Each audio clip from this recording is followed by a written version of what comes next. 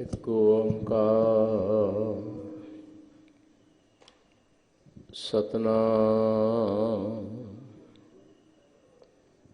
ਕਰਤਾ ਪੁਰਖ ਨਿਰਭਉ ਨਿਰਵੈਰ ਅਕਾਲ ਮੂਰਤ ਅਜੂਨੀ ਸੈਭੰ ਗੁਰ ਪ੍ਰਸਾਦ ਬਲਿਹਾਰੀ ਗੁਰ ਆਪਣੇ ਦਿਵਹਾੜੀ ਸਦਵਾਰ ਜਿਨ ਮਾਨਸ ਤੇ ਦੇਵਤੇ ਕੀਏ ਕਰਤ ਨ ਲਾਗੀ ਵਾਰ ਜੇ ਸੋ ਚੰਦਾ ਉਗਵੈ ਸੂਰਜ ਚੜ੍ਹੈ ਹਜ਼ਾਰ ਏਤੇ ਚਾਨਣ ਹੁੰਦਿਆਂ ਗੁਰ ਬਿਨ ਘੋਰ ਅੰਧਾਰ ਗੁਰ ਬਿਨ ਘੋਰ ਅੰਧਾਰ ਗੁਰ ਬਿਨ ਸਮਝ ਨ ਆਵੈ ਗੁਰ ਬਿਨ ਸੁਰਤ ਨਾ ਸਿੱਧ ਗੁਰ ਬਿਨ ਮੁਕਤ ਨਾ ਪਾਵੈ ਤੇਰੇ ਕਵਣ ਕਵਣ ਗੁਣ ਕਹਿ ਕਹਿ ਗਾਵਾਂ ਤੂੰ ਸਾਹਿਬ ਗੁਣੀ ਨਿਧਾਨਾ ਤੁਮਰੀ ਮਹਿਮਾ ਵਰਨ ਨਾ ਸਾਕੋ ਤੂੰ ਠਾਕੁਰ ਊਚ ਭਗਵਾਨਾ ਤੁਮਰੀ ਮਹਿਮਾ ਵਰਨ ਨਾ ਸਾਕੋ ਤੂੰ ਠਾਕੁਰ ਊਚ ਭਗਵਾਨਾ ਪਰਮ ਸਨਮਾਨਯੋਗ ਗੁਰੂ ਸਵਾਰੀ ਸਾਧ ਸੰਗਤ, ਆਪ ਜੀ ਪਰਮ ਵਡਭਾਗੇ ਹੋ। ਬਾਲਾ ਪ੍ਰੀਤਮ ਸਤਿਗੁਰੂ ਸਾਹਿਬ ਸ੍ਰੀ ਗੁਰੂ ਹਰਿਕ੍ਰਿਸ਼ਨ ਸਾਹਿਬ ਮਹਾਰਾਜ, ਉਹਨਾਂ ਦੇ ਪਾਵਨ ਪਵਿੱਤਰ ਇਤਿਹਾਸਕ ਸਥਾਨ ਗੁਰਦੁਆਰਾ ਬੰਗਲਾ ਸਾਹਿਬ, ਸਤਿਗੁਰੂ ਪਾਤਸ਼ਾਹ ਮਹਾਰਾਜ ਜਿਨ੍ਹਾਂ ਦੀਆਂ ਰਹਿਮਤਾਂ ਲੱਖ ਖੁਸ਼ੀਆਂ ਪਾਤਸ਼ਾਹੀਆਂ ਵਾਲੇ ਸ੍ਰੀ ਹਰਿਕ੍ਰਿਸ਼ਨ ਤੇ ਆਈ ਹੈ। ਜੇ ਡਿੱਠੇ ਸਭ ਦੁੱਖ ਜਾਏ। ਸੋ ਆ ਪਾਵਨ ਸਥਾਨ ਦੇ ਦਰਸ਼ਨ ਪਰਸਦਿਆਂ ਹੋਇਆਂ ਜੁਗੋ ਜੁਗ ਅਟਲ ਸਤਿਗੁਰੂ ਚਵਰ ਛਤਰ ਤਖ਼ਤ ਦੇ ਮਾਲਕ ਸਤਿਗੁਰੂ ਸਾਹਿਬ ਸ੍ਰੀ ਗੁਰੂ ਗ੍ਰੰਥ ਸਾਹਿਬ ਮਹਾਰਾਜ ਸੱਚੇ ਪਾਤਸ਼ਾਹ ਪਾਵਨ ਹਜ਼ੂਰੀ ਵਿੱਚ ਬੈਠ ਕੇ ਆਪ ਸਾਡਾ ਸੰਗਤੀ ਨਿਤਨੇਮ ਆਸਾ ਕੀ ਵਾਰ ਦੇ ਆਪ ਮਨੋਹਰ ਕੀਰਤਨ ਸਰਵਣ ਕਰ ਰਹੇ ਸੀ। ਉਪਰੰਤ ਸਤਿਕਾਰਯੋਗ ਸਿੰਘ ਸਾਹਿਬ ਭਾਈ ਸਾਹਿਬ ਭਾਈ ਰਣਜੀਤ ਸਿੰਘ ਜੀ ਪਾਸੋਂ ਬੜੇ ਹੀ ਪਿਆਰ ਅਤੇ ਸਹਿਜ ਦੇ ਨਾਲ ਲੜੀਵਾਰ ਸ਼ਬਦ ਭੱਟਾਂ ਦੀ ਬਾਣੀ ਵਿੱਚੋਂ ਆਪ ਜੀ ਨੇ ਸਰਵਣ ਕੀਤਾ ਹੈ। ਸਤਿਗੁਰੂ ਪਾਤਸ਼ਾਹ ਮਹਾਰਾਜ ਰਹਿਮਤ ਕਰਨ, ਪਵਿੱਤਰ ਬਾਣੀ ਦੀ ਵਿਚਾਰ ਆਪ ਕਿਰਪਾ ਕਰਕੇ ਕਰਵਾ ਲੈਣ। ਸੋ ਵਿਚਾਰਾਂ ਦੀ ਆਰੰਭਤਾ ਤੋਂ ਪਹਿਲਾਂ ਕਲਗੀਧਰ ਪਾਤਸ਼ਾਹ ਮਹਾਰਾਜ ਦੀ ਬਖਸ਼ੀ ਹੋਈ ਫਤਿਹ ਦੀ ਸਾਂਝ ਕਰੀਏ। ਵਾਹਿਗੁਰੂ ਜੀ ਕਾ ਖਾਲਸਾ, ਵਾਹਿਗੁਰੂ ਜੀ ਕੀ ਫਤਿਹ। ਭੱਟਾਂ ਦੇ ਸੋਈਏ ਸਤਿਗੁਰੂ ਸਾਹਿਬ ਸ੍ਰੀ ਗੁਰੂ ਗ੍ਰੰਥ ਸਾਹਿਬ ਮਹਾਰਾਜ ਜੀ ਅਖੀਰ ਤੇ ਭੱਟ ਸਾਹਿਬਾਨ ਦੀ ਪਵਿੱਤਰ ਬਾਣੀ, ਬਹੁਤੇ ਵਿਦਵਾਨਾਂ ਦਾ ਜ਼ਿਕਰ 11 ਭੱਟਾਂ ਨੇ ਉਸ ਵਾਹਿਗੁਰੂ ਪ੍ਰਭੂ ਪਰਮਾਤਮਾ ਤੇ ਖਾਸ ਕਰਕੇ ਗੁਰੂ ਸਾਹਿਬਾਨ ਦੀ ਵਡਿਆਈ ਦੇ ਵਿੱਚ ਇਹ ਸਵਈਏ ਉਚਾਰਨ ਕੀਤੇ ਹੈ।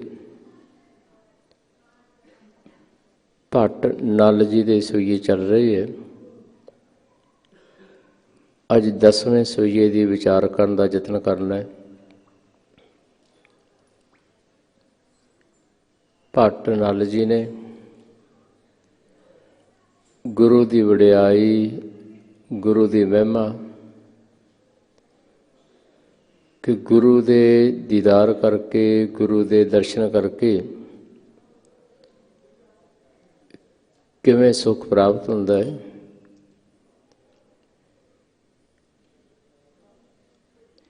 ਅਤੇ ਭੱਟ ਜੀ ਨੇ ਸਤਿਗੁਰੂ ਰਾਮਦਾਸ ਸਾਹਿਬ ਪਾਤਸ਼ਾਹ ਮਹਾਰਾਜ ਦੀ ਸ਼ੋਭਾ ਕਰਦਿਆਂ ਉਹਨਾਂ ਦੀ ਘਾਲਣਾ ਤੇ ਸਤਿਗੁਰੂ ਅਮਰਦਾਸ ਸਾਹਿਬ ਪਾਤਸ਼ਾਹ ਮਹਾਰਾਜ ਭੱਲੇ ਅਮਰਦਾਸ ਗੁਣ ਤੇਰੇ, ਤੇਰੀ ਉਪਮਾ ਤੋਹੇ ਬਣਿਆ ਵੈ, ਉਹਨਾਂ ਦੀ ਰਹਿਮਤ ਦਾ ਜ਼ਿਕਰ ਤੇ ਉਹਨਾਂ ਦੀਆਂ ਰਹਿਮਤਾਂ ਨੂੰ ਪ੍ਰਾਪਤ ਕੀਤਾ ਹੈ ਸਤਿਗੁਰੂ ਰਾਮਦਾਸ ਪਾਤਸ਼ਾਹ ਭਾਈ ਜੇਠਾ ਜੀ ਦੇ ਉਦੋਂ ਰੂਪ ਦੇ ਵਿੱਚ। ਸਈਏ 'ਚ ਮੁੱਖ ਤੌਰ 'ਤੇ ਭੱਟ ਜੀ ਨੇ ਗੁਰੂ ਦੀ ਮਹਿਮਾ ਤੇ ਸਤਿਗੁਰੂ ਕਿਸ ਤਰ੍ਹਾਂ ਸਿੱਖ ਨੂੰ, ਸੇਵਕ ਨੂੰ, ਹਜ਼ੂਰੀ ਸੇਵਕ ਨੂੰ ਅੰਮ੍ਰਿਤ ਦੀ ਦਾਤ ਦਿੰਦਾ ਹੈ, ਗੁਰੂ ਕਿਸ ਤਰ੍ਹਾਂ ਕਰਕੇ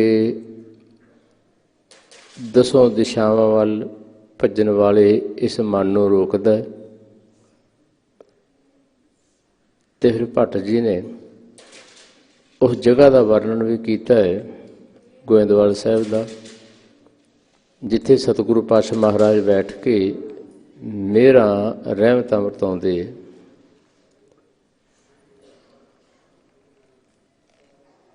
ਸੋ ਗੁਰੂ ਹਮੇਸ਼ਾ ਹੀ ਰਹਿਮਤਵਾਨ, ਗੁਰੂ ਹਮੇਸ਼ਾ ਹੀ ਕਿਰਪਾ ਕਰਨ ਵਾਲਾ, ਸਤਿਗੁਰੂ ਦਾ ਬਿਰਦ ਹੀ ਐਸਾ ਹੈ। ਸਤਿਗੁਰੂ ਦਾ ਬਿਰਦ ਅਤੇ ਉਸ ਵਾਹਿਗੁਰੂ ਪ੍ਰਭੂ ਪਰਮਾਤਮਾ ਦਾ ਬਿਰਦ ਇੱਕੋ ਮੰਨੇ ਜਾਂਦੇ। ਗੁਰੂ ਵਿੱਚ ਅਤੇ ਵਾਹਿਗੁਰੂ ਪ੍ਰਭੂ ਪਰਮਾਤਮਾ ਵਿੱਚ ਕੋਈ ਅੰਤਰ ਨਹੀਂ ਮੰਨਿਆ ਜਾਂਦਾ। ਗੁਰ ਪਰਮੇਸ਼ਰ ਇੱਕੋ ਜਾਣ।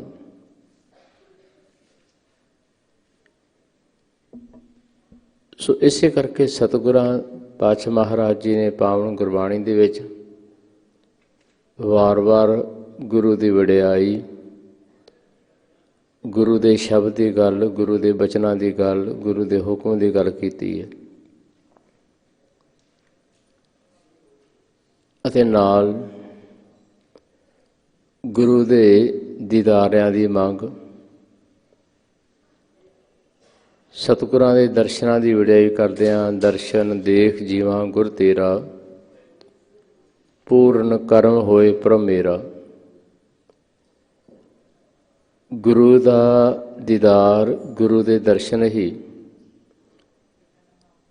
ਸਿੱਖ ਦੇ, ਸੇਵਕ ਦੇ ਬੰਧਨ ਕੱਟਣ ਵਾਲਾ ਹੈ। ਸਤਿਗੁਰੂ ਰਾਮਦਾਸ ਪਾਤਸ਼ਾਹ ਮਹਾਰਾਜ ਜੀ ਬਖਸ਼ ਕਰਦੇ ਹੈ ਕਿ ਸਤਿਗੁਰੂ ਜੀ ਤਾਂ ਸਦਾ ਹੀ ਦਇਆ ਦੇ ਘਰ ਹੈ, ਦਇਆ ਦੇ ਸਮੁੰਦਰ ਹੈ, ਅਤੇ ਜੇ ਕਿਤੇ ਊਣਤਾ ਹੀ ਰਹਿੰਦੀ ਹੈ ਤਾਂ ਉਹ ਸਿੱਖ ਦੇ ਜੀਵਨ ਦੇ ਵਿੱਚ ਗੁਰੂ ਹਮੇਸ਼ਾ ਹੀ ਕਿਰਪਾ ਕਰਦਾ ਹੈ। ਸਤਿਗੁਰੂ ਸਦਾ ਦਇਆਲ ਹੈ ਭਾਈ, ਵਿਨ ਭਾਗਾਂ ਕਿਆ ਪਾਈ ਹੈ।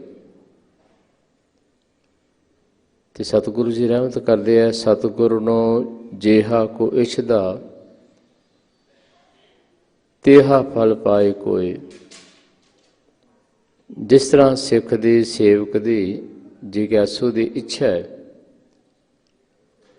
ਉਸੇ ਤਰੀਕੇ ਨਾਲ ਸਤਿਗੁਰੂ ਦੀ ਰਹਿਮਤ ਹੋ ਜਾਂਦੀ ਹੈ। ਨਹੀਂ ਤਾਂ ਸਤਿਗੁਰੂ ਦਾ ਬਿਰਧ ਤਾਂ ਰਹਿਮਤ ਕਰਨ ਵਾਲਾ ਹੈ। ਜਿਵੇਂ ਆਪਾਂ ਬਹੁਤ ਵਾਰੀ ਇਹ ਪਵਿੱਤਰ ਬਾਣੀ ਪੜ੍ਹਦੇ ਸੁਣਦੇ ਹਾਂ ਕਿ ਔਖੀ ਘੜੀ ਨਾ ਦੇਖਣ ਦੇਈ ਆਪਣਾ ਬਿਰਧ ਸੰਭਾਲੇ। ਬਹੁਤ ਵਾਰੀ ਅਸੀਂ ਅਗਿਆਨਤਾ ਵਸ ਇਹ ਸ਼ਬਦ ਨੂੰ ਬੇਨਤੀ ਰੂਪ ਬਣਾ ਦਿੰਦੇ ਹਾਂ, ਜਦੋਂ ਕਿ ਇਹ ਸ਼ਬਦ ਆਰੰਭ ਦੀਆਂ ਪੰਕਤੀਆਂ ਇਹ ਬੇਨਤੀ ਰੂਪ ਨਹੀਂ, ਇਹ ਉਸ ਵਾਹਿਗੁਰੂ ਪ੍ਰਭੂ ਪਰਮਾਤਮਾ ਦਾ ਗੁਣ ਹੈ।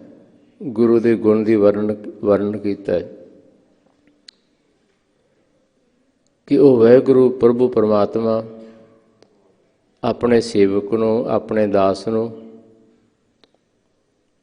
ਮਾਲਕ ਔਖੀ ਘੜੀ ਦੇਖਣ ਦਿੰਦਾ ਹੀ ਨਹੀਂ ਹੈ, ਕਿਉਂਕਿ ਇਹ ਉਹਦਾ ਸੁਭਾਅ ਹੈ। ਬਿਰਧ ਦਾ ਅਰਥ ਸੁਭਾਅ, ਉਹਦਾ ਦਿਆਲੂ ਸੁਭਾਅ ਹੈ ਕਿ ਉਹ ਆਪਣੇ ਸੇਵਕ ਨੂੰ ਔਖੀ ਘੜੀ ਦੇਖਣ ਦਿੰਦਾ ਹੀ ਨਹੀਂ ਹੈ। ਗੁਣ ਦਾ ਵਰਣਨ ਹੈ ਅਤੇ ਮਾਲਕ ਦੇ ਗੁਣ ਦਾ ਵਰਣਨ ਹੈ ਬਾਣੀ ਦੇ ਵਿੱਚ। ਪਰ ਅਸੀਂ ਆਪਣੀ ਭਾਵਨਾ ਮੁਤਾਬਕ ਇਹਨਾਂ ਪਵਿੱਤਰ ਪੰਕਤੀਆਂ ਨੂੰ ਬੇਨਤੀ ਰੂਪ ਬਣਾ ਦਿੰਦੇ ਹਾਂ ਕਿ ਮਾਲਕ ਔਖੀ ਘੜੀ ਨਾ ਦੇਖਣ ਦੇਈ, ਹੇ ਮਾਲਕਾ ਸਾਨੂੰ ਔਖੀ ਘੜੀ ਨਾ ਦੇਖਣ ਦੇਈ। ਇਹ ਭਾਵਨਾ ਸਾਡੀ ਇਹ ਹੋ ਜਾਂਦੀ ਹੈ। ਪਰ ਸਤਿਗੁਰੂ ਜੀ ਰਹਿਮਤ ਕਰਦੇ ਆ, ਨਹੀਂ, ਇਹ ਤਾਂ ਮਾਲਕ ਦਾ ਗੁਣ ਹੈ। ਉਹ ਆਪਣੇ ਸੇਵਕਾਂ ਨੂੰ ਔਖੀ ਘੜੀ ਦੇਖਣ ਹੀ ਨਹੀਂ ਦਿੰਦਾ ਅਤੇ ਐਸਾ ਦਿਆਲੂ ਕਿਰਪਾਲੂ ਸੁਭਾਅ ਜਿਸ ਵਾਹਿਗੁਰੂ ਪ੍ਰਭੂ ਪਰਮਾਤਮਾ ਦਾ ਹੈ, ਤਾਂ ਐਸਾ ਹੀ ਕਿਰਪਾਲੂ ਸੁਭਾਅ, ਐਸਾ ਹੀ ਦਿਆਲਤਾ ਵਾਲਾ ਸੁਭਾਅ ਸਤਿਗੁਰੂ ਸਾਹਿਬਾਨ ਦਾ ਹੈ, ਸੱਚੇ ਗੁਰੂ ਦਾ ਹੈ। ਅਤੇ ਗੁਰੂ ਦੇ ਮਨ ਦੇ ਵਿੱਚ ਕਦੇ ਵੀ ਈਰਖਾ ਦੁਆਇਖ ਨਹੀਂ। ਸਤਿਗੁਰੂ ਸਦਾ ਨਿਰਵੈਰ ਹੈ ਭਾਈ। ਹੁਣ ਸਤਿਗੁਰੂ ਦੇ ਨਾਲ ਕੋਈ ਵੈਰ ਵੀ ਰੱਖ ਰਿਹਾ ਨਾ, ਤਾਂ ਸਤਿਗੁਰੂ ਸੱਚਾ ਗੁਰੂ ਉਸ ਵੈਰ ਨੂੰ ਚੇਤੇ ਵੀ ਨਹੀਂ ਰੱਖਦਾ, ਉਸ ਵੈਰ ਨੂੰ ਭੁਲਾ ਦਿੰਦਾ। ਇਹਨਾਂ ਬਖਸ਼ਾਂਦਾ ਹੈ ਉਹ ਸਤਿਗੁਰੂ। ਸੋ ਇੱਥੇ ਭੱਟ ਨਾਲ ਜੀ ਬਚਨ ਕਰ ਰਹੇ ਹੈ ਕਿ ਗੁਰਮੁਖ ਦੇਖ ਗੁਰੂ ਸੁਖ ਪਾਇਓ। ਗੁਰੂ ਦਾ ਅਰਥ ਹੈ ਵੱਡਾ, ਭਾਵ ਕਿ ਗੁਰੂ ਦੇ ਦੀਦਾਰ ਕਰਕੇ ਵੱਡਾ ਆਨੰਦ ਪ੍ਰਾਪਤ ਕੀਤਾ ਹੈ। ਭਾਈ ਜੀਠਾ ਜੀ ਨੇ, ਸ਼੍ਰੀ ਰਾਮਦਾਸ ਜੀ ਨੇ ਐਡਾ ਵੱਡਾ ਆਨੰਦ ਉਹਨਾਂ ਨੇ ਪ੍ਰਾਪਤ ਕੀਤਾ ਅਤੇ ਬਚਪਨ ਦੀ ਸੰਸਾਰੀ ਹਾਲਤ ਉਹਨਾਂ ਦੀ ਕੀ, ਆਰਥਿਕ ਸਮਾਜਿਕ ਹਾਲਤ ਕੈਸੀ, ਇਹ ਵੀ ਆਪਾਂ ਸਾਰੇ ਜਾਣਦੇ ਹਾਂ। ਸਤਿਗੁਰ ਪਾਤਸ਼ਾਹ ਮਹਾਰਾਜ ਜੀ ਨੇ ਆਪ ਜਦੋਂ ਸਤਿਗੁਰੂ ਅਮਰਦਾਸ ਪਾਤਸ਼ਾਹ ਮਹਾਰਾਜ ਜੀ ਦੀ ਸੰਪੂਰਨ ਰਹਿਮਤ ਹੋਈ, ਗੁਰੂ ਦਰ ਦੀਆਂ ਮਨ ਨੂੰ ਸਾਰੀਆਂ ਹੀ ਬਰਕਤਾਂ, ਸਾਰੀਆਂ ਬਖਸ਼ਿਸ਼ਾਂ ਰਾਮਦਾਸ ਜੀ ਨੂੰ ਪ੍ਰਾਪਤ ਹੋਈਆਂ ਤਾਂ ਗੁਰਤਾ ਗੱਦੀ 'ਤੇ ਬਿਰਾਜਦਿਆਂ ਹੀ ਉਹਨਾਂ ਨੇ ਆਪਣੇ ਹਾਲ ਦਾ ਜ਼ਿਕਰ ਕੀਤਾ ਹੈ, ਫਿਰ ਬਖਸ਼ਿਸ਼ਾਂ ਦੀ ਗੱਲ ਕੀਤੀ ਹੈ। ਗੁਰਤਾ ਗੱਦੀ 'ਤੇ ਬਿਰਾਜਦਿਆਂ ਸ਼ੁਕਰਾਨਾ ਕਰਦਿਆਂ ਸਤਿਗੁਰੂ ਨਾਨਕ ਸਾਹਿਬ ਪਾਤਸ਼ਾਹ ਮਹਾਰਾਜ ਜੀ ਦੀ ਪਵਿੱਤਰ ਜੋਤ ਦਾ कि जो हमरी विद होती मेरे सतगुरा साबित तुम हर जानो आपे, हम रुलते फिरते कोई बात ना पूछता, गुरु सतगुर संग कीरे हम थापे, धन धन गुरु नानक जन केरा, जित मिलिया चूके सब सोग संतापे। शुकराना है सतगुरु नानक पातशाह महाराज जी के दर दा, सतगुरु अमरदास साहिब पातशाह महाराज जी के दर दा कि हे सच्चे शहनशाह, मैं अनाथ बालक गलियां दे विच रुलण वाला, पर आपने किरपा की रहमत की गलियां दे विच रुलण वाले अनाथ बालक नूं आपने शहनशाह बना दिता है। बचन सतगुरां दी शोभा ते आपां पढ़दे हैं ना, बैठा सोढ़ी पातशाह रामदास सतगुरु कहावै। सतगुरु रामदास पातशाह महाराज की शोभा दे विच किन्ने वचन है? धन धन रामदास गुर, जिन सिरिया तिन्है सवारिया, पूरी हुई करामात, आप सिरजनहारै धारिया, सिखी अतै संगति, पार ब्रह्म कर नमस्कारिया। अटल अथा अतोल तू तेरा अंत ना पारा वारिया। किन्नी शोभा सतगुरु रामदास पातशाह महाराज दी कि संगतां ने, सिखां ने, सेवकां ने, जो किसी समय वो बालक अनाथ सी अते सतगुरां दी रहमत ने उन्होंने पातशाह बना दिता। संगतां ने उस पातशाह नूं उस वाहिगुरू प्रभु परमात्मा का रूप मन के उहदे दर ते गए। हुण भट्ट भट्टां दे सोईए, ये भट्ट कोई आम व्यक्ति नहीं सी, बहुत ही सुलझे हुए बड़े ज्ञानवान, साडे वर्गे अणजान भट्टां दी पवित्र बाणी नूं सही तरीके नाल असीं उचारण ही नहीं कर सकते। एडे वड्डे विद्वान सी। ये तां एक साडी सोच रही है कि बड़े वड्डे वड्डे विद्वानां नूं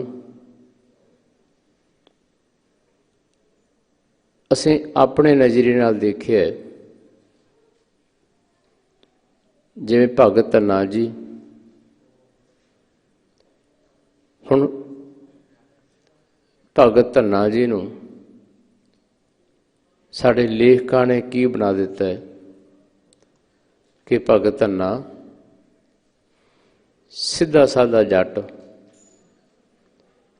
उन्होंने की पता है भगती की हुंदी है, बंदगी की हुंदी है, उस सीधे साधे जट नूं की पता है। अते गल इत्थे लिखारियां ने लै आंदी कि सीधे साधे जट नूं कुछ नहीं सी पता। उहदी शरधा ने राह पैदा किया। ਹੁਣ ਇਹਦੇ ਚੋਂ ਇਹ ਗੱਲ ਤਾਂ ਠੀਕ ਹੈ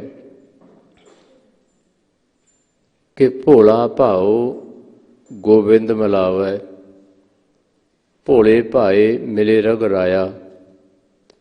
ਸ਼ਰਧਾ ਦਾ ਹੋਣਾ ਜ਼ਰੂਰੀ ਹੈ। ਚਲਾਕੀਆਂ ਚਤਰਾਈਆਂ ਨਾਲ ਮਾਲਕ ਨਹੀਂ ਮਿਲਦਾ। ਇਹ ਮਨ ਚੰਚਲਾ, ਚਿਤਰਾਈ ਕਿਨੈ ਨਾ ਪਾਇਆ, ਚਿਤਰਾਈ ਨਾ ਚਤੁਰਭੁਜ ਪਾਈਐ। ਪਰ ਭਗਤ ਧੰਨਾ ਜੀ ਇੰਨੇ ਅਣਜਾਣ ਨਹੀਂ ਸੀ ਜਿੰਨੇ ਅਸੀਂ ਬਣਾ ਦਿੱਤਾ ਹੈ। ਜੇ ਅਸੀਂ ਭਗਤ ਧੰਨਾ ਜੀ ਨੂੰ ਅਣਜਾਣ ਸਮਝਦੇ ਹਾਂ ਨਾ, ਤਾਂ ਸਤਿਗੁਰੂ ਸਾਹਿਬ ਸ੍ਰੀ ਗੁਰੂ ਗ੍ਰੰਥ ਸਾਹਿਬ ਮਹਾਰਾਜ ਜੀ ਦੀ ਪਵਿੱਤਰ ਬਾਣੀ ਦੇ ਵਿੱਚ ਭਗਤ ਧੰਨਾ ਜੀ ਦੇ 3 ਸ਼ਬਦ ਹੈ। ਉਹਨਾਂ ਦਾ ਅਸੀਂ ਸ਼ੁੱਧ ਪਾਠ ਕਰਕੇ ਦਿਖਾ ਦਈਏ, ਅਰਥ ਤਾਂ ਇੱਕ ਪਾਸੇ ਰਹੇ ਹੈ। ਇੰਨੀ ਕਠਿਨ ਸ਼ਬਦਾਵਲੀ ਤੇ ਸਾਡੀ ਸਤਿਕਾਰਤ ਭਾਸ਼ਾ ਦੇ ਵਿੱਚ ਇੰਨੀ ਮਹਿੰਗੀ ਬਾਣੀ ਭਗਤ ਧੰਨਾ ਜੀ। ਇਹ ਠੀਕ ਹੈ ਜੇ ਆਰਤੀ ਵਿੱਚ ਅਸੀਂ ਜੋ ਸ਼ਬਦ ਗਾਇਨ ਕਰਦੇ ਹਾਂ, ਇੱਥੇ ਵੀ ਅਸੀਂ ਕਹਿ ਦਿੰਦੇ ਬਹੁਤ ਵਾਰੀ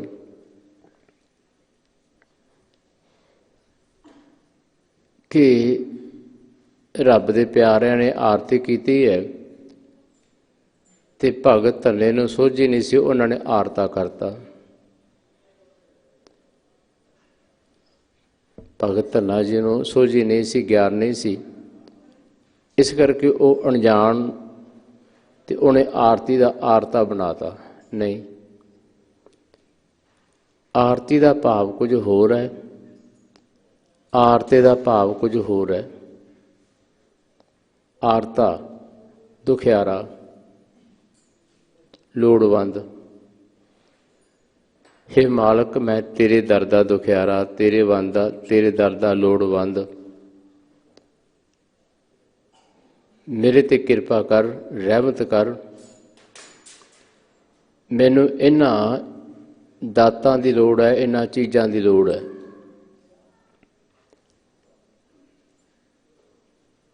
ਤੇ ਜਿਹੜੀਆਂ ਭਗਤ ਧੰਨੇ ਨੇ ਚੀਜ਼ਾਂ ਮੰਗੀਆਂ, ਥੋੜ੍ਹਾ ਜਿਹਾ ਪ੍ਰਸੰਗ ਹੋਰ ਪਾਸੇ ਜਾ ਰਹੇ ਹੈ। ਜਿਹੜੀਆਂ ਭਗਤ ਧੰਨੇ ਨੇ ਦਾਤਾਂ ਮੰਗੀਆਂ ਨਾ, ਕੋਈ ਵੀ ਆਮ ਨਹੀਂ ਹੈ। ਭੋਲਾ ਬੰਦਾ ਤਾਂ ਚੀਜ਼ਾਂ ਮੰਗ ਹੀ ਨਹੀਂ ਸਕਦਾ। ਅਨਾਜ ਮੰਗਿਆ, ਅਨਾਜ ਮੰਗੋ ਸਤ ਸੀਕਾ। ਹੁਣ ਸਾਨੂੰ ਨਹੀਂ ਪਤਾ ਸਤ ਸੀਕਾ ਕੀ ਹੁੰਦਾ ਹੈ। ਹੇ ਮਾਲਕ, ਮੈਨੂੰ ਅਨਾਜ ਉਹ ਦੇ ਜਿਹੜੇ ਖੇਤ ਨੂੰ ਪਹਿਲਾਂ 7 ਵਾਰੀ ਵਾਹਿਆ ਗਿਆ, ਫਿਰ ਉਹਦੇ 'ਚ ਬੀਜ ਪਾਇਆ ਗਿਆ, ਜੋ ਉਹ ਅਨਾਜ ਪੈਦਾ ਹੋਏਗਾ ਬੜਾ ਵਧੀਆ। ਪੁਰਾਣੇ ਸਮੇਂ ਵਾਰ-ਵਾਰ ਖੇਤਾਂ ਨੂੰ ਵਾਹਿਆ ਜਾਂਦਾ ਸੀ, ਖਾਦ ਨਹੀਂ ਸੀ ਨਾ, ਖਾਦ ਵਗੈਰਾ ਦਾ ਕੈਮੀਕਲ ਦਾ ਤਾਂ ਅੱਜ ਕੱਲ੍ਹ ਰਿਵਾਜ਼ ਚੱਲੇ ਹੈ। ਖੇਤ ਨੂੰ ਵਾਰ-ਵਾਰ ਵਾਹੀ ਜਾਣਾ, ਵਾਰ-ਵਾਰ ਵਾਹੀ ਜਾਣਾ। ਜਿੰਨੇ ਵਾਰ ਜ਼ਿਆਦਾ ਵਾਹਿਆ ਹੋਏਗਾ ਵਾਹਣ, ਉਨੀ ਦੇਰ ਤੱਕ ਉਹਦੀ ਫਸਲ ਬਹੁਤ ਵਧੀਆ ਹੋਏਗੀ, ਸੁਖੈਰ। ਇੱਥੇ ਸਤਿਗੁਰੂ ਪਾਤਸ਼ਾਹ ਮਹਾਰਾਜ ਜੀ, ਸਤਿਗੁਰੂ ਅਮਰਦਾਸ ਪਾਤਸ਼ਾਹ ਮਹਾਰਾਜ ਵੀ ਉਹਨਾਂ ਨੇ ਇੰਨੀ ਕਿਰਪਾ ਕੀਤੀ ਸਤਿਗੁਰੂ ਰਾਮਦਾਸ ਪਾਤਸ਼ਾਹ ਮਹਾਰਾਜ ਜੀ ਤੇ। ਉਹਨਾਂ ਦੇ ਮਨ ਨੂੰ ਟਿਕਾ ਦਿੱਤਾ। ਉਹਨਾਂ ਦੇ ਮਨ ਦੀਆਂ ਸਾਰੀਆਂ ਇਕਾਂਖਸ਼ਾਂ ਰੋਕ ਦਿੱਤੀਆਂ ਤੇ ਉਹਨਾਂ ਦੇ ਮਨ ਵਿੱਚ ਇੱਕੋ ਇਕਾਂਖਸ਼ਾ ਗੁਰੂ ਦੇ ਦਰਸ਼ਨਾਂ ਦੀ। ਭਾਵੇਂ ਇਹ ਬਹੁਤ ਵੱਡੀ ਗੱਲ ਹੋ ਜਾਂਦੀ ਹੈ। ਸਾਡੀਆਂ ਇੱਛਾਵਾਂ, ਸਾਡੀਆਂ ਇਕਾਂਖਸ਼ਾਵਾਂ ਛੇਤੀ ਕਿਤੇ ਸੀਮਤ ਨਹੀਂ ਹੁੰਦੀਆਂ। ਅਸੀਂ ਭਾਵੇਂ ਸਾਲਾਂ ਬੱਧੀ ਪਾਠ ਕਰਦੇ ਰਹੀਏ, ਪਰ ਅਸੀਂ ਸੰਸਾਰ ਦੇ ਨਾਲ ਮੋਹ ਸਾਡਾ ਪਿਆ ਰਹਿੰਦਾ ਹੈ, ਪਿਆਰ ਸਾਡਾ ਸੰਸਾਰ ਦੇ ਨਾਲ ਪਿਆ ਰਹਿੰਦਾ ਹੈ। ਖਾਸ਼ਾਂ ਦੀ ਤਾਂਘ ਸਾਡੇ ਅੰਦਰ ਬਣੀ ਰਹਿੰਦੀ ਹੈ, ਪਰ ਖਾਸ਼ਾਂ ਜਦੋਂ ਸੀਮਤ ਹੋ ਜਾਂਦੀਆਂ ਜਾਂ ਬਿਲਕੁਲ ਇੱਕੋ ਖਾਸ਼ ਮਨ ਵਿੱਚ ਰਹਿ ਜਾਂਦੀ ਹੈ, ਫਿਰ ਉਹਦੀ ਕਦਰ ਗੁਰੂ ਦਰ 'ਤੇ ਬਹੁਤ ਜ਼ਿਆਦਾ। ਸਤਿਗੁਰੂ ਅਰਜਨ ਸਾਹਿਬ ਪਾਤਸ਼ਾਹ ਮਹਾਰਾਜ ਜੀ ਨੇ ਤਾਂ ਇੱਥੋਂ ਤੱਕ ਬਚਨ ਕਰਤੇ ਹੈ, ਕਾਂਖੀ ਏਕ ਹੈ ਦਰਸ ਤਹਾਰੋ, ਨਾਨਕ ਉਨ ਸੰਗ ਮੋਹਿ ਉਧਾਰੋ। ਹੇ ਮਾਲਕ, ਕਿਰਪਾ ਕਰੋ, ਮੈਨੂੰ ਇਹੋ ਜਿਹੇ ਆਪਣੇ ਪਿਆਰੇ ਦਾ ਦੀਦਾਰ ਕਰਾਵੋ, ਇਹੋ ਜਿਹੇ ਪਿਆਰੇ ਦਾ ਮੇਲ ਕਰਾਵੋ ਜਿਹੜਾ ਤੁਹਾਡਾ ਪਿਆਰਾ ਇੱਕੋ ਇੱਛਾ ਲੈ ਕੇ ਬੈਠਾ ਹੈ। ਕਾਂਖੀ ਇਕਾਕਸ਼ਾ ਇੱਛਾ, ਸਿਰਫ ਤੁਹਾਡੇ ਦਰਸ਼ਨਾਂ ਦੀ ਚਾਹਤ ਹੈ ਉਹਦੇ ਮਨ ਵਿੱਚ, ਹੋਰ ਕੋਈ ਲਾਲਸਾ ਨਹੀਂ ਹੈ। ਤੇ ਜਿਹੜੇ ਤੁਹਾਡੇ ਸੇਵਕ ਦੇ ਵਿੱਚ ਇੱਕੋ ਲਾਲਸਾ ਹੈ ਤੁਹਾਡੇ ਦੀਦਾਰਿਆਂ ਦੀ, ਤੁਹਾਡੇ ਦਰਸ਼ਨਾਂ ਦੀ। ਹੇ ਮਾਲਕ, ਮੇਰੇ 'ਤੇ ਵੀ ਕਿਰਪਾ ਕਰ, ਇਹੋ ਜਿਹੇ ਸੇਵਕ ਦੇ ਮੈਨੂੰ ਵੀ ਦਰਸ਼ਨ ਕਰਾ, ਇਹੋ ਜਿਹੇ ਸੇਵਕਾਂ ਦਾ ਸੰਗ ਮੈਨੂੰ ਵੀ ਬਖਸ਼। ਇਹ ਭਾਵਨਾ ਦਾ ਪ੍ਰਗਟਾਵਾ ਅਸੀਂ ਗੁਰੂ ਦਰ 'ਤੇ ਰੋਜ਼ਾਨਾ ਕਰਦੇ ਹਾਂ ਕਿ ਸਈ ਪਿਆਰੇ ਮੇਲ ਜਿਨ੍ਹਾਂ ਮੇਰਿਆਂ ਤੇਰਾ ਨਾਮ ਚਿਤ ਆਵੈ।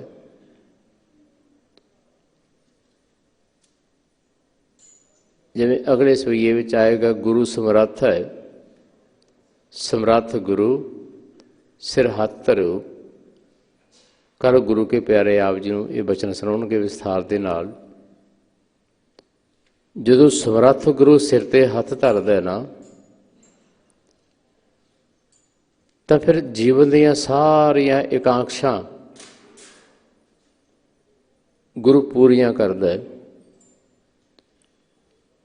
ਪਰ ਸਿੱਖ ਕਹਿ ਦਿੰਦਾ, ਸਤਿਗੁਰੂ ਜੀ ਮੈਨੂੰ ਕੁਝ ਨਹੀਂ ਚਾਹੀਦਾ, ਮੈਨੂੰ ਤਾਂ ਸਿਰਫ ਤੁਹਾਡੇ ਚਰਨਾਂ ਦਾ ਪਿਆਰ ਚਾਹੀਦਾ ਹੈ। ਗੁਰੂ ਕਿਰਪਾ ਕਰਨ ਵਾਸਤੇ ਤਿਆਰ ਬੈਠਾ ਹੈ। ਹੁਣ ਇਸੇ ਸ਼ਬਦ ਵਿੱਚ ਭੱਟ ਨਰ ਜੀ ਨੇ ਗੋਇੰਦਵਾਲ ਸਾਹਿਬ ਦੀ ਗੱਲ ਕੀਤੀ ਹੈ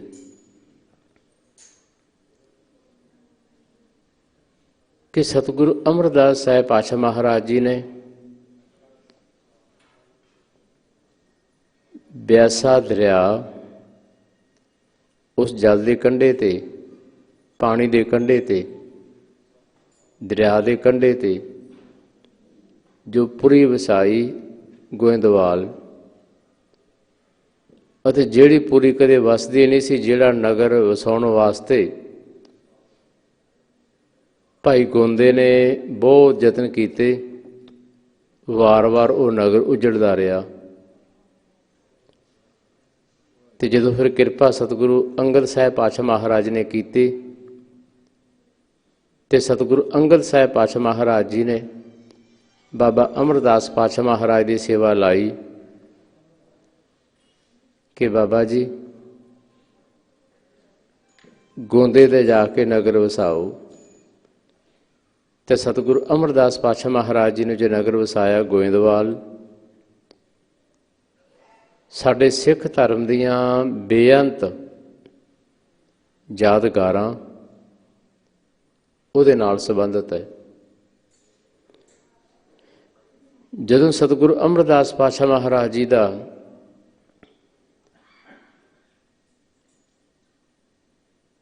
ਚਾਹੇ 400 ਸਾਲਾ ਪ੍ਰਕਾਸ਼ ਆਇਆ, 500 ਸਾਲਾ ਪ੍ਰਕਾਸ਼ ਪੁਰਬ ਆਇਆ ਸੀ,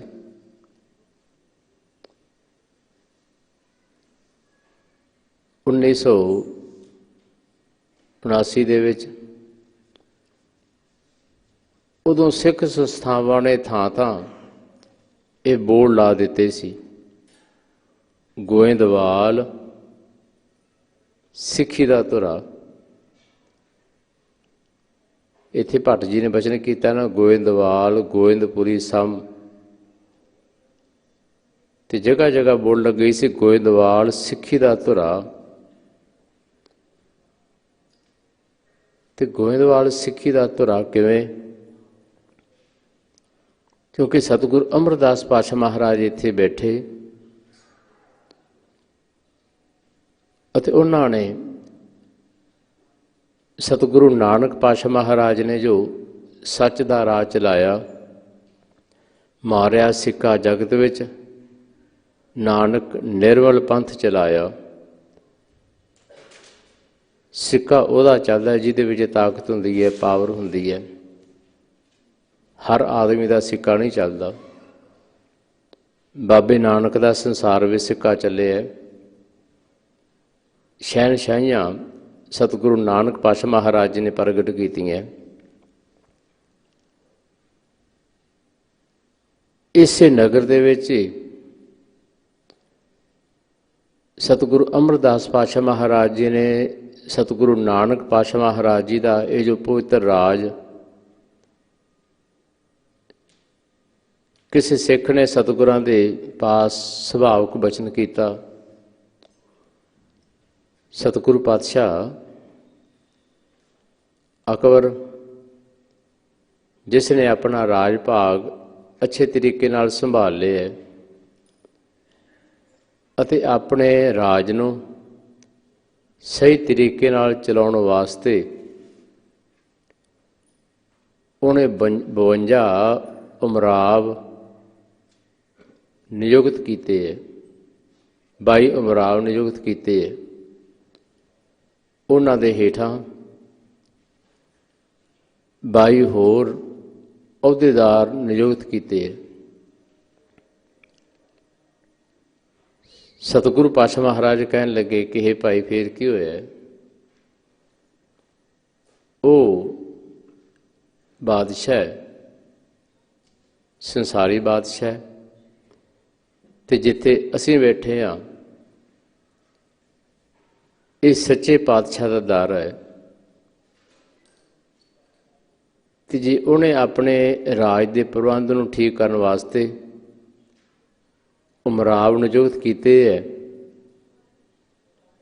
ਤਾਂ ਫਿਰ ਸਤਿਗੁਰੂ ਨਾਨਕ ਪਾਤਸ਼ਾਹ ਮਹਾਰਾਜ ਜੀ ਦੇ ਸੱਚੇ ਰਾਜ ਨੂੰ ਅਸੀਂ ਵੀ ਇਸ ਪ੍ਰਬੰਧ ਨੂੰ ਹੋਰ ਸੁਚਾਰੂ ਬਣਾਉਣ ਵਾਸਤੇ ਤਾਂ ਸਤਿਗੁਰੂ ਪਾਤਸ਼ਾਹ ਮਹਾਰਾਜ ਨੇ ਉਦੋਂ 22 ਮੰਜੀਆਂ ਨਿਯੁਕਤ ਕੀਤੀਆਂ। ਉੱਚੇ ਸੁੱਚੇ ਜੀਵਨ ਵਾਲੇ ਸਿੱਖ, ਉਹਨਾਂ ਨੂੰ ਸਤਿਗੁਰੂ ਪਾਤਸ਼ਾਹ ਮਹਾਰਾਜ ਜੀ ਨੇ ਮੰਜੀ ਦੀ ਦਾਤ ਦਿੱਤੀ। ਇਤਿਹਾਸ ਵਿੱਚ ਜ਼ਿਕਰ ਆਉਂਦਾ ਹੈ 22 ਮੰਜੀਆਂ ਤੇ 22 ਪੀੜੇ ਸਤਿਗੁਰੂ ਪਾਤਸ਼ਾਹ ਮਹਾਰਾਜ ਜੀ ਨੇ ਬਖਸ਼ਿਸ਼ ਕੀਤੇ। ਸਤਿਗੁਰੂ ਪਾਤਸ਼ਾਹ ਮਹਾਰਾਜ ਨੇ ਕਿਹਾ ਸੀ ਕਿ ਜਿਸ ਤਰ੍ਹਾਂ ਅਕਬਰ ਦੇ ਉਹ ਉਮਰਾਵ ਹੈ, ਸਤਿਗੁਰੂ ਨਾਨਕ ਦਰ ਦੇ ਵੀ ਇਹ ਵੀ ਉਮਰਾਵ ਹੈ। ਇਹ ਵੀ ਸਤਿਗੁਰੂ ਪਾਤਸ਼ਾਹ ਮਹਾਰਾਜ ਜੀ ਦਰ ਦੇ ਇਹ ਵੀ ਚੌਧਰੀ ਹੈ, ਇਹ ਵੀ ਗੁਰੂ ਘਰ ਦੇ ਮੁਖੀ ਹੈ ਅਤੇ ਇਹਨਾਂ ਦਾ ਤੁਸੀਂ ਸਨਮਾਨ ਕਰਨਾ ਹੈ, ਸਤਿਕਾਰ ਕਰਨਾ ਹੈ ਅਤੇ ਇਹਨਾਂ ਨੇ ਤਨਦੇਹੀ ਦੇ ਨਾਲ ਸੇਵਾ ਕਰਨੀ ਹੈ। ਗੁਰੂ ਘਰ ਦੀ ਪਵਿੱਤਰ ਸਿੱਖਿਆ ਦਾ ਪ੍ਰਚਾਰ ਪ੍ਰਸਾਰ ਕਰਨਾ ਹੈ। ਜਗ੍ਹਾ ਜਗ੍ਹਾ ਸਤਿਗੁਰੂ ਪਾਤਸ਼ਾਹ ਮਹਾਰਾਜ ਜੀ ਨੇ ਉਹਨਾਂ ਮੰਜੀਦਾਰ ਸਿੱਖਾਂ ਨੂੰ ਭੇਜਿਆ ਅਤੇ ਉਹ ਜੋ ਮੰਜੀ ਵਾਲੇ ਸਿੱਖ ਸੀ ਨਾ, ਜਿਨ੍ਹਾਂ ਨੂੰ ਮੰਜੀਆਂ ਸਤਿਗੁਰਾਂ ਨੇ ਬਖਸ਼ੀਆਂ, ਉਹ ਕੋਈ ਆਮ ਸਧਾਰਨ ਨਹੀਂ ਸੀ। ਸਤਿਗੁਰੂ ਪਾਤਸ਼ਾਹ ਮਹਾਰਾਜ ਜੀ ਨੇ ਉਹਨਾਂ ਨੂੰ ਪਰਖ ਕੇ ਜਿਹੜੇ ਪੂਰਨ ਤੌਰ 'ਤੇ ਫਿਰ ਪ੍ਰਗਟ ਹੋਏ, ਸਿੱਖੀ ਨੂੰ ਕਮਾਇਆ, ਸਿੱਖੀ ਨੂੰ ਸਮਝਿਆ ਹੁਣ ਜਿਵੇਂ ਇੱਥੇ ਭੱਟ ਨਲ ਜੀ ਕਹਿ ਰਹੇ ਆ ਨਾ ਕਿ ਗੁਰੂ ਨੂੰ ਦੇਖ ਕੇ ਬੜਾ ਵੱਡਾ ਆਨੰਦ ਪ੍ਰਾਪਤ ਹੁੰਦਾ ਹੈ। ਮੈਂ ਨਿੱਕੀ ਜਿਹੀ ਗਾਥਾ ਆਪ ਜੀ ਨਾਲ ਸਾਂਝੀ ਕਰਦੇ ਹਾਂ। ਗੜ੍ਹਸ਼ੰਕਰ ਦਾ ਇੱਕ ਵਪਾਰੀ ਗੰਗੂ ਚੰਦ ਉਹਦਾ ਨਾਮ, ਸਤਿਗੁਰੂ ਪਾਤਸ਼ਾਹ ਮਹਾਰਾਜ ਦਰ ਤੇ ਗੋਇੰਦਵਾਲ ਆਇਆ। ਆ ਕੇ ਕਹਿਣ ਲੱਗਾ, ਸਤਿਗੁਰੂ ਪਾਤਸ਼ਾਹ ਕਿਰਪਾ ਕਰੋ, ਮੈਂ ਬਿਲਕੁਲ ਕੰਗਾਲ ਹੈ। ਬੇਸ਼ੱਕ ਮੈਂ ਗੜ੍ਹਸ਼ੰਕਰ ਦੇ ਵਿੱਚ ਵਪਾਰੀ ਸੀ, ਗੜ੍ਹਸ਼ੰਕਰ ਦੇ ਵਿੱਚ ਸ਼ਾਹੂਕਾਰ ਸੀ, ਲੋਕ ਮੈਨੂੰ ਸ਼ਾਹ ਕਹਿੰਦੇ ਸੀ। ਹੁਣ ਸਤਿਗੁਰੂ ਅਮਰਦਾਸ ਪਾਤਸ਼ਾਹ ਮਹਾਰਾਜ ਕਹਿਣ ਲੱਗੇ, ਹੈ ਗੰਗੂ ਸ਼ਾਹ, ਤੂੰ ਅੱਜ ਵੀ ਸਾਡਾ ਸ਼ਾਹ ਹੈ। ਸਤਿਗੁਰੂ ਪਾਤਸ਼ਾਹ ਮਹਾਰਾਜ ਜੀ ਨੇ ਬਖਸ਼ਿਸ਼ ਕਰਕੇ ਭੇਜ ਦਿੱਤਾ, ਜਾ ਦਿੱਲੀ ਵਾਲੇ ਪਾਸੇ ਚਲਾ ਜਾ, ਉੱਥੇ ਆਪਣੇ ਸ਼ਾਹੂਕਾਰੇ ਦਾ ਕਾਰਜ ਕਰ, ਤੇਰੇ ਕਾਰਜ ਦੇ ਵਿੱਚ ਚੜ੍ਹਦੀ ਕਲਾ ਹੋਏਗੀ। ਗੰਗੂ ਸ਼ਾਹ ਸਤਿਗੁਰਾਂ ਤੋਂ ਬਰਕਤਾਂ ਬਖਸ਼ਿਸ਼ਾਂ ਲੈ ਕੇ ਦਿੱਲੀ ਵਾਲੇ ਪਾਸੇ ਆਇਆ। ਪਰ ਸਤਿਗੁਰੂ ਪਾਤਸ਼ਾਹ ਮਹਾਰਾਜ ਨੇ ਬਚਨ ਕੀਤਾ ਸੀ, ਗੁਰੂ ਨੂੰ ਭੁੱਲੀ ਨਾ, ਗੁਰੂ ਨੂੰ ਸਦਾ ਯਾਦ ਰੱਖੀ। ਜਿੰਨੀ ਦੇਰ ਤੱਕ ਗੁਰੂ ਨੂੰ ਯਾਦ ਰੱਖੇਗਾ ਤੇਰੇ ਕਾਰਜ ਵਿੱਚ ਕਦੇ ਘਾਟਾ ਨਹੀਂ ਪਏਗਾ। ਹੁਣ ਇਹ ਗੰਗੂ ਸ਼ਾਹ ਦਿੱਲੀ ਆਇਆ, ਇੱਥੇ ਇਹਨੇ ਸ਼ਾਹੂਕਾਰਾਂ ਦੇ ਵਿੱਚ ਆਪਣਾ ਰੁਤਬਾ ਉੱਚਾ ਉਦੋਂ ਬਣਾਇਆ ਜਦੋਂ ਇਹਨੇ ਵਿਦੇਸ਼ੀ ਹੁੰਡੀ ਤਾਰ ਦਿੱਤੀ। ਇਹਦੀ ਬੱਲੇ ਬੱਲੇ ਪਤਾ ਨਹੀਂ ਕਿੰਨਾ ਕੁ ਪੈਸਾ ਗੰਗੂ ਸ਼ਾਹ ਦੇ ਕੋਲੇ ਦਿੱਲੀ ਦੇ ਵਿੱਚ। ਉਧਰ ਗੋਇੰਦਵਾਲ ਸਾਹਿਬ ਬਾਬਾ ਬੁੱਢਾ ਜੀ ਨੇ ਸਤਿਗੁਰੂ ਅਮਰਦਾਸ ਪਾਤਸ਼ਾਹ ਮਹਾਰਾਜ ਨੂੰ ਬੇਨਤੀ ਕੀਤੀ, ਸਤਿਗੁਰੂ ਜੀ, ਇਹ ਸਿੱਖ ਦਿੱਲੀ ਤੋਂ ਆਇਆ, ਬਹੁਤ ਹੀ ਗਰੀਬੜਾ ਜਿਹਾ ਸਿੱਖ ਹੈ, ਦਿੱਲੀ ਦੇ ਆਸ-ਪਾਸ ਉਹਦਾ ਨਗਰ ਹੈ, ਤਾਂ ਇਹ ਇੰਨਾ ਗਰੀਬੜਾ ਹੈ ਕਿ ਬੱਚੀ ਦੇ ਕਾਰਜ ਕਰਨ ਦਾ ਵੀ ਇਹਦੇ ਕੋਲੇ ਕੋਈ ਚਾਰ ਦਮੜੇ ਵੀ ਨਹੀਂ ਹੈ। ਹੁਣ ਸਤਿਗੁਰੂ ਅਮਰਦਾਸ ਪਾਤਸ਼ਾਹ ਬੜੇ ਮਾਣ ਨਾਲ ਕਹਿਣ ਲੱਗੇ, ਫਿਰ ਕੀ ਹੈ, ਸਾਡਾ ਸ਼ਾਹ ਬੈਠਾ ਹੈ ਦਿੱਲੀ ਦੇ ਵਿੱਚ, ਗੰਗੂ ਸ਼ਾਹ, ਸਾਡੇ ਵੱਲੋਂ ਚਿੱਠੀ ਲਿਖੋ, ਇਹਦੇ ਵਿਆਹ ਦਾ ਸਾਰਾ ਖਰਚਾ, ਵਿਆਹ ਦਾ ਸਾਰਾ ਪ੍ਰਬੰਧ ਗੰਗੂ ਸ਼ਾਹ ਨੇ ਕਰ ਦੇਣਾ। ਸਤਿਗੁਰੂ ਅਮਰਦਾਸ ਪਾਤਸ਼ਾਹ ਮਹਾਰਾਜ ਜੀ ਦੀ ਆਗਿਆ ਦੇ ਨਾਲ ਚਿੱਠੀ ਬਾਬਾ ਬੁੱਢਾ ਜੀ ਨੇ ਲਿਖੀ। ਸੇਵਕ ਦਿੱਲੀ ਪਹੁੰਚਿਆ ਅਤੇ ਗੰਗੂ ਸ਼ਾਹ ਨੂੰ ਚਿੱਠੀ ਵਿਖਾਈ ਹੈ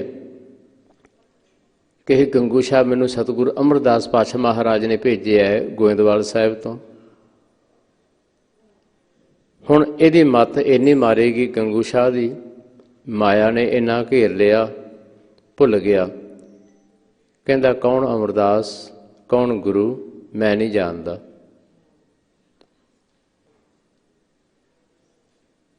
ਸਿੱਖ ਵਾਪਸ ਗੋਇੰਦਵਾਲ ਸਾਹਿਬ ਚਲਾ ਗਿਆ। ਬਾਬਾ ਬੁੱਢਾ ਜੀ ਨੇ ਗੁਰੂ ਕੇ ਖਜ਼ਾਨੇ ਵਿੱਚੋਂ ਸਤਿਗੁਰਾਂ ਦੀ ਆਗਿਆ ਦੇ ਨਾਲ ਸਿੱਖ ਦੀ ਬੱਚੀ ਦੇ ਕਾਰਜ ਕੀਤੇ ਹੈ। ਹੁਣ ਸਮਾਂ ਬੀਤਿਆ। ਹੁਣ ਜਦੋਂ ਗੁਰੂ ਨੂੰ ਭੁੱਲ ਗਿਆ, ਕੰਗਾਲ ਹੋਇਆ ਸੀ ਗੜ੍ਹਸ਼ੰਕਰ ਤੋਂ, ਸਤਿਗੁਰੂ ਅਮਰਦਾਸ ਪਾਤਸ਼ਾਹ ਮਹਾਰਾਜ ਨੇ ਕਿਰਪਾ ਕੀਤੀ, ਗੋਇੰਦਵਾਲ ਬੈਠਿਆ ਅਤੇ ਕਿਹਾ ਸੀ, ਹੇ ਗੰਗੂ ਸ਼ਾਹ, ਤੂੰ ਸਾਡਾ ਅੱਜ ਸ਼ਾਹ ਹੈ, ਤੂੰ ਆਪਣੇ ਆਪ ਨੂੰ ਕੰਗਾਲ ਨਾ ਕਹਿ, ਤੇਰੇ ਤੇ ਰਹਿਮਤਾਂ ਹੋਣਗੀਆਂ। ਪਰ ਜਦੋਂ ਗੁਰੂ ਨੂੰ ਭੁੱਲ ਗਿਆ, ਥੋੜ੍ਹੇ ਦਿਨਾਂ ਵਿੱਚ ਸ਼ਾਹੂਕਾਰੇ ਦਾ ਕਾਰਜ ਨੀਵਾਂ ਜਾਣ ਲੱਗਿਆ, ਕੰਗਾਲ ਹੋਇਆ, ਇੰਨਾ ਕਰਜ਼ਾਈ ਹੋਇਆ ਕਿ ਰਾਤੋਂ ਰਾਤ ਦਿੱਲੀ ਤੋਂ ਭੱਜਿਆ। ਅਤੇ ਜਦ ਦਿੱਲੀ ਤੋਂ ਭੱਜਿਆ, ਥੋੜ੍ਹੀ ਦੂਰ ਗਿਆ, ਅਕਲ ਟਿਕਾਣੇ ਆਈ ਹੈ। ਕਹਿਣ ਲੱਗਾ, ਫੇਰ ਕੰਗਾਲ। ਪਹਿਲਾਂ ਕਿਸੇ ਵੇਲੇ ਗੜ੍ਹਸ਼ੰਕਰ ਤੋਂ ਕੰਗਾਲ ਹੋ ਕੇ ਭੱਜਿਆ ਸੀ, ਸ਼ਾਹੂਕਾਰੇ 'ਚ ਘਾਟਾ ਪਿਆ ਸੀ, ਹੁਣ ਫਿਰ ਘਾਟਾ ਧਿਆਨ ਵਿੱਚ ਆਇਆ ਕਿ ਸਤਿਗੁਰੂ ਅਮਰਦਾਸ ਪਾਤਸ਼ਾਹ ਮਹਾਰਾਜ ਨੇ ਬਖਸ਼ਿਸ਼ਾਂ ਕੀਤੀਆਂ ਸੀ, ਰਹਿਮਤਾਂ ਕੀਤੀਆਂ ਸੀ। ਹੁਣ ਗੋਇੰਦਵਾਲ ਸਾਹਿਬ ਵੱਲ ਚੱਲ ਪਿਆ। ਸਤਿਗੁਰੂ ਪਾਤਸ਼ਾਹ ਮਹਾਰਾਜ ਜੀ ਦੇ ਭਾਵੇਂ ਮੱਥੇ ਨਹੀਂ ਲੱਗਿਆ, ਲੰਗਰ ਵਿੱਚ ਗਿਆ, ਬਹੁਤ ਪ੍ਰਸ਼ਾਦਾ ਘੱਟ ਛਕਿਆ, ਪਰ ਬਹੁਤਾ ਸਮਾਂ ਸੇਵਾ ਕਰਦਾ, ਜੂਠੇ ਭਾਂਡੇ ਮਾਂਜਦਾ ਅਤੇ ਮਨ ਦੇ ਵਿੱਚ ਵਾਰ-ਵਾਰ ਪਛਤਾਵਾ। ਹੇ ਸਤਿਗੁਰੂ ਪਾਤਸ਼ਾਹ, ਬੜਾ ਵੱਡਾ ਮੈਥੋਂ ਗੁਨਾਹ ਹੋਇਆ। ਆਪ ਜੀ ਨੇ ਸ਼ਹਿਨਸ਼ਾਹ ਬਣਾਇਆ ਸੀ, ਸ਼ਾਹ ਬਣਾਇਆ ਸੀ, ਅਤੇ ਸ਼ਾਹ ਵੀ ਤੁਸੀਂ ਆਪਣਾ ਬਣਾਇਆ ਸੀ ਕਿ ਇਹ ਗੁਰੂ ਕਾ ਸ਼ਾਹ ਹੈ। ਪਰ ਇਹ ਸਤਿਗੁਰੂ ਪਾਤਸ਼ਾਹ, ਮੈਂ ਸ਼ਾਹ ਦੇ ਯੋਗ ਨਹੀਂ। ਮਨ ਹੀ ਮਨ ਇਸ ਤਰ੍ਹਾਂ ਜਿਵੇਂ ਜਿਵੇਂ ਭਾਂਡੇ ਮਾਂਜੇ ਮਨ ਤੋਂ ਮੈਲ ਉਤਰੀ। ਇੱਕ ਦਿਨ ਸਤਿਗੁਰਾਂ ਦਾ ਮੇਲ ਹੋਇਆ। ਸਤਿਗੁਰੂ ਪਾਤਸ਼ਾਹ ਮਹਾਰਾਜ ਕਹਿਣ ਲੱਗੇ, ਗੰਗੂ ਸ਼ਾਹ, ਕੀ ਗੱਲ ਹੈ, ਕਦੇ ਮਿਲਿਆ ਹੀ ਨਹੀਂ। ਤੇਰਾ ਪਤਾ ਲੱਗਿਆ ਕਾਫੀ ਸਮੇਂ ਤੋਂ ਤੂੰ ਗੁਰੂ ਘਰ ਗੋਇੰਦਵਾਲ ਹੀ ਰਹਿ ਰਿਹਾ ਹੈ। ਕਹਿਣ ਲੱਗਾ, ਸਤਿਗੁਰੂ ਪਾਤਸ਼ਾਹ, ਹਿੰਮਤ ਨਹੀਂ ਹੋਈ ਤੁਹਾਡੇ ਸਾਹਮਣੇ ਆਉਣ ਦੀ। ਮੈਂ ਆਪ ਜੀ ਨੂੰ ਭੁੱਲ ਚੁੱਕਾ ਸੀ, ਮੇਰੀ ਮੱਤ ਮਾਰੀ ਗਈ। ਦੇਖੋ, ਸਤਿਗੁਰੂ ਅਮਰਦਾਸ ਪਾਤਸ਼ਾਹ ਮਹਾਰਾਜ ਕਹਿਣ ਲੱਗੇ, ਇਹ ਗੰਗੂ ਸ਼ਾਹ, ਤੂੰ ਅੱਜ ਵੀ ਸਾਡਾ ਸ਼ਾਹ ਹੈ, ਦੱਸ ਫਿਰ ਤੈਨੂੰ ਸ਼ਾਹੂਕਾਰ ਬਣਾ ਦਈਏ। ਕਹਿਣ ਲੱਗਾ, ਨਹੀਂ ਸਤਿਗੁਰੂ ਜੀ, ਹੁਣ ਸ਼ਾਹੂਕਾਰ ਨਹੀਂ। ਸ਼ਾਹੂਕਾਰ ਬਣ ਕੇ, ਅਮੀਰ ਬਣ ਕੇ ਮੈਂ 2 ਵਾਰ ਦੇਖ ਲਿਆ, ਕੰਗਾਲ ਬਣ ਕੇ ਵੀ 2 ਵਾਰ ਦੇਖ ਲਿਆ। ਹੇ ਸਤਿਗੁਰੂ ਪਾਤਸ਼ਾਹ, ਕਿਰਪਾ ਕਰੋ, ਹੁਣ ਚਰਨਾਂ ਵਿੱਚ ਰੱਖ ਲਵੋ। ਸਾਰਾ ਜੀਵਨ ਤੁਹਾਡੇ ਚਰਨਾਂ ਦੇ ਵਿੱਚ ਲੰਘ ਜਾਵੇ। ਸਤਿਗੁਰੂ ਅਮਰਦਾਸ ਪਾਤਸ਼ਾਹ ਮਹਾਰਾਜ ਨੇ ਕਿਰਪਾ ਕੀਤੀ, ਸਿੱਖੀ ਦੀ ਦਾਤ ਬਖਸ਼ੀ, ਅਤੇ ਇਹਦੇ ਰੋਮ ਰੋਮ ਦੇ ਵਿੱਚ ਫਿਰ ਸਿੱਖੀ ਜਦੋਂ ਭਰੀ ਗਈ ਤਾਂ ਸਤਿਗੁਰੂ ਪਾਤਸ਼ਾਹ ਮਹਾਰਾਜ ਨੇ ਇਸੇ ਗੋਇੰਦਵਾਲ ਤੋਂ ਇਹਨੂੰ ਮੰਜੀ ਦੀ ਦਾਤ ਬਖਸ਼ਿਸ਼ ਕੀਤੀ ਅਤੇ ਇਲਾਕਾ ਦੇ ਕੇ ਭੇਜਿਆ ਕਿ ਇਸ ਇਲਾਕੇ ਦੇ ਵਿੱਚ ਤੂੰ ਪ੍ਰਚਾਰ ਪ੍ਰਸਾਰ ਕਰਨਾ ਹੈ। ਜਿਸ ਤਰ੍ਹਾਂ ਤੇਰੇ ਜੀਵਨ ਦੇ ਵਿੱਚ ਬਦਲਾਵ ਆਇਆ ਹੈ, ਇਸ ਤਰ੍ਹਾਂ ਹੋਰਨਾਂ ਪ੍ਰਾਣੀਆਂ ਦੇ ਜੀਵਨ ਦੇ ਵਿੱਚ ਵੀ ਤੂੰ ਬਦਲਾਵ ਲੈ ਕੇ ਆਉਣਾ ਹੈ। ਇਸ ਤਰ੍ਹਾਂ ਸਤਿਗੁਰੂ ਪਾਤਸ਼ਾਹ ਮਹਾਰਾਜ ਰਹਿਮਤ ਕਰਨ ਵਾਲੇ, ਕਿਰਪਾ ਕਰਨ ਵਾਲੇ। ਅਤੇ ਇੱਥੇ ਭੱਟ ਨਲ ਜੀ ਬਚਨ ਕਰ ਰਹੇ ਹੈ ਕਿ ਸਤਿਗੁਰੂ ਅਮਰਦਾਸ ਪਾਤਸ਼ਾਹ ਮਹਾਰਾਜ ਰਹਿਮਤ ਕਰਨ ਵਾਲੇ, ਉਹਨਾਂ ਦੇ ਦੀਦਾਰ ਕੀਤਿਆਂ ਹੀ ਬੜਾ ਵੱਡਾ ਆਨੰਦ ਪੈਦਾ ਹੁੰਦਾ ਹੈ, ਬੜਾ ਵੱਡਾ ਸੁੱਖ ਪੈਦਾ ਹੁੰਦਾ ਹੈ। ਗੁਰਮੁਖ ਦੇਖ ਗੁਰੂ ਸੁਖ ਪਾਇਓ, ਵੱਡਾ ਸੁੱਖ। ਅਤੇ ਵੱਡੇ ਸੁੱਖ ਨੂੰ ਗੁਰਬਾਣੀ ਵਿੱਚ ਕੀ ਕਿਹਾ ਹੈ? ਆਨੰਦ ਕਿਹਾ ਹੈ। ਸੰਸਾਰੀ ਸੁੱਖਾਂ ਨੂੰ ਸੰਸਾਰੀ ਸੁੱਖ ਹੀ ਕਿਹਾ ਜਾਂਦਾ ਹੈ। ਸੰਸਾਰੀ ਸੁੱਖਾਂ ਦੇ ਨਾਲ ਦੁੱਖ ਜੁੜੇ ਹੋਏ ਹੈ। ਸੁਖ ਮੰਗਤ ਦੁੱਖ ਆਗਾ ਆਵੈ।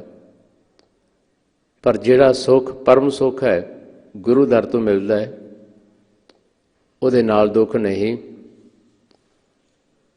ਇਸੇ ਕਰਕੇ ਸਤਿਗੁਰਾਂ ਨੇ ਬਚਨ ਕੀਤਾ ਹੈ, ਆਨੰਦ ਆਨੰਦ ਸਭ ਕੋ ਕਹੈ, ਆਨੰਦ ਗੁਰੂ ਤੇ ਜਾਣਿਆ। ਜੋ ਪਰਮ ਸੁੱਖ ਹੈ ਨਾ, ਪਰਮ ਆਨੰਦ ਹੈ, ਵੱਡਾ ਸੁੱਖ ਹੈ, ਉਹ ਗੁਰੂ ਦਰ ਤੋਂ ਮਿਲਦਾ ਹੈ। ਅਤੇ ਸਤਿਗੁਰੂ ਜੀ ਰਹਿਮਤ ਕਰਦੇ ਹੈ, ਮਾਫ਼ ਕਰਨਾ, ਭੱਟ ਨਲ ਜੀ ਰਹਿਮਤ ਕਰ ਰਹੇ ਹੈ। ਗੁਰਮੁਖ ਦੇਖ ਗੁਰੂ ਸੁਖ ਪਾਇਓ, ਕਿ ਰਾਮਦਾਸ ਜੀ ਨੇ ਸਤਿਗੁਰੂ ਅਮਰਦਾਸ ਪਾਤਸ਼ਾਹ ਮਹਾਰਾਜ ਜੀ ਦੇ ਦੀਦਾਰ ਕਰਕੇ ਬੜਾ ਵੱਡਾ ਆਨੰਦ ਪ੍ਰਾਪਤ ਕੀਤਾ। ਅਤੇ ਸੇਵਾ ਕਰਦਿਆਂ ਕਰਦਿਆਂ ਉਹਨਾਂ ਦਾ ਮਨ ਪਵਿੱਤਰ ਹੋਇਆ ਅਤੇ ਮਨ ਦੇ ਵਿੱਚ ਜੋ ਨਾਮ ਅੰਮ੍ਰਿਤ ਦੀ ਤਾਂਘ ਸੀ, ਨਾਮ ਅੰਮ੍ਰਿਤ ਦੀ ਇੱਛਾ ਉਹਨਾਂ ਦੇ ਮਨ ਵਿੱਚ ਪ੍ਰਗਟ ਹੋਈ। उस इच्छा नूं सतगुरु अमरदास पातशाह महाराज जी ने पूर्ण किया अते ये विध उस वाहिगुरु प्रभु परमात्मा ने बनाई। वचन है, होती जो प्यास पीयूष पवन की, जो पीयूष भाव के अमृत, नाम अमृत की जो तांग लंबे समय तो रामदास जी के हिरदे विच उहदी विध उस मालक ने बनाई ते गुरु दर तो नाम अमृत रामदास जी ने प्राप्त किया। अगे भट्ट जी बचन करते हैं कि रामदास जी का मन इन्ना एकाग्र, ये जो मन है पूर्ण भोमन ठौर बसो रस बासन स्यों भाव के ये मन संसारी रसां दे विच, संसारी विकारां दे विच ये मन चारे पासे भौंदा फिरदा है, मन टिकदा नहीं है। खिन मैं और बचन होंदा, कदे किते मन भजदा है, किते किते भजदा है। पर सतगुरु अमरदास पातशाह महाराज जी की किरपा दे नाल रामदास जी का मन टिकिया है, सहज अवस्था दे विच आया है। सतगुरु पातशाह महाराज जी ने नाम अमर की दात रामदास जी ने बख्शिश की है। फिर कवि जी अगे गोविंदवाल साहब का जिक्र करते हैं कि सतगुरु अमरदास पातशाह महाराज जी ने गोविंदवाल गोविंदपुरी सम, जिस तरह उस मालक का कोई दर होवे, इस तरह सतगुरु अमरदास पातशाह महाराज जी ने गोविंदवाल वसाया। नाम की वर्खा उत्थे, सच उत्थे, ब्यासा दे कंढे ते, जल के कंढे ते सतगुरु पातशाह महाराज जी ने यह गोविंदवाल वसाया। हुण कलगीधर पातशाह महाराज जी ने 1699 नूं चरण पौल नूं खंडे की पौल विच बदलिया ना, वो विसाखी का दिन सी। ते पहली जो विसाखी है सिख धर्म की पहली विसाखी, वो गोविंदवाल साहब मनाई गई। विसाखी का पुरब सतगुरु अमरदास साहब पातशाह महाराज जी ने गोविंदवाल साहब शुरू किया सी। भाई पारो जी अते भाई पारो जी, उन्होंने सतगुरु पातशाह महाराज जी ने मंजी बख्शी सी। भाई पारो जी ते होर सिखां ने बेनती की, सतगुरु पातशाह किरपा करो, घट्टो घट्ट साल विच एक बार गुरसिख किसी समय एकत्रता होण, एक दूजे नाल मिलापता होवे। तां सतगुरु पातशाह महाराज जी ने विसाखी का दिन रखिया सी। जगह जगह चिट्ठियां हुक्मनामे भेजे। सो पहली विसाखी गोविंदवाल साहब, बाकी जिथे जिथे भी गुरु साहब रहिंदे रहे विसाखी का पुरब चलता रहा। सतगुरु पातशाह महाराज अगे बचन, सतगुरु पातशाह महाराज के प्रति भट्ट जी अगे कह रहे हैं, गयो दुख दूर बरखण को, जो सालों तो जीवन दे विच दुख रामदास जी दे, वो सालों वाले दुख सतगुरु अमरदास पातशाह महाराज ने कृपा करके वो सारे दुख कट दिते अते दुख कट के आनंद उन्हां दे जीवन दे विच लैके आंदा। गयो दुख दूर बरखण को, सो गुरु मुख देख गुरु सुख पायो। सो आनंद ही आनंद रामदास जी के मन विच सतगुरु अमरदास पातशाह महाराज की कृपा दे नाल। सो इस तरह भट्ट नाल जी सतगुरु अमरदास पातशाह महाराज की शोभा, सतगुरु रामदास पातशाह महाराज की शोभा अपने पवित्र बचनों के राही कर रहे। सतगुरु पातशाह महाराज कृपा करन सानू भी बाणी की सोझी आ जाए अते ये बाणी ਸਾਡੇ ਹਿਰਦੇ ਵਿੱਚ ਵਸ ਜਾਵੇ, ਇਸੇ ਬਾਣੀ ਦੇ ਮੁਤਾਬਕ ਸਾਡਾ ਜੀਵਨ ਬਣ ਜਾਵੇ। ਸੋ ਪਵਿੱਤਰ ਬਾਣੀ ਦੀ ਵਿਚਾਰ ਕਰਦਿਆਂ ਹੋਈਆਂ ਬੇਅੰਤ ਭੁੱਲਾਂ ਸਤਿਗੁਰੂ ਪਾਤਸ਼ਾਹ ਮਹਾਰਾਜ ਸੰਗਤ ਬਖਸ਼ਯੋਗ ਬਖਸ਼ ਲੈਣਾ ਜੀ। ਵਿਸਰ ਨਾਹੀਂ ਦਾਤਾਰ ਆਪਣਾ ਨਾਮ ਦੇਹੋ, ਗੁਣ ਗਾਵਾਂ ਦਿਨ ਰਾਤ ਨਾਨਕ ਚਾਹਵੇ ਹੋ। ਵਾਹਿਗੁਰੂ ਜੀ ਕਾ ਖਾਲਸਾ, ਵਾਹਿਗੁਰੂ ਜੀ ਕੀ ਫਤਿਹ।